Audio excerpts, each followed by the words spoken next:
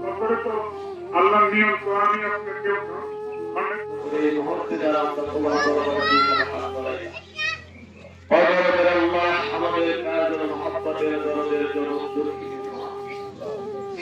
দুঃখের দরদি বন্ধক মা জীবনের শেষ কেটে বানায়া কবরের মাটিতে ঘুমাই মা দরদির গুণের কথা বলে শেষ করা যায় না।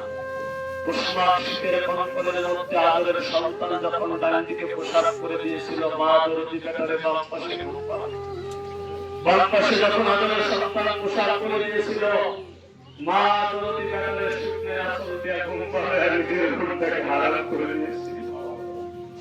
সেই দরদের বন্ধক মা আমাদের কাজের কবরে